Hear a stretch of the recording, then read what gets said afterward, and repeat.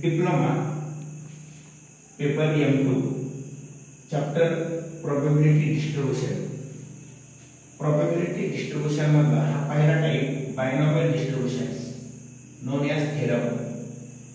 IMP प्रत्येक एक्झामला हा question आपल्याला एक्झामला येतो. बायनॉमियल डिस्ट्रीब्यूशन क्वेश्चन दिलेला आहे आपण. या एक्झाम्पल मध्ये बायनॉमियल डिस्ट्रीब्यूशन वापरताना बायनॉमियल मध्ये आपल्याला 4 व्हॅल्यूज फिक्स कराव्या लागतात. पुन्हा एकदा रिपीट पहा. बायनॉमियल डिस्ट्रीब्यूशन मध्ये n, p, q आणि r अशा 4 व्हॅल्यूज आपल्याला फिक्स कराव्या लागतात. n means large number. दिलेल्या एक्झाम्पल मध्ये लार्ज नंबर हा n असतो. n = 10. p means very small number.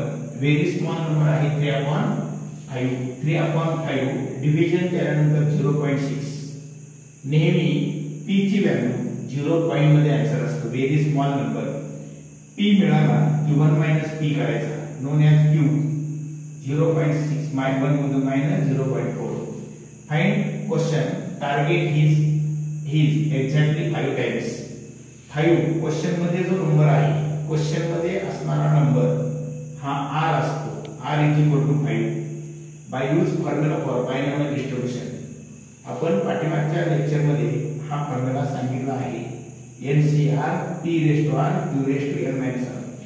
Put values NCR 10C5 0.6/5 0.4/10 - 5 by use calci 250 multiply second multiply the answer 0.199 nearest 0.200.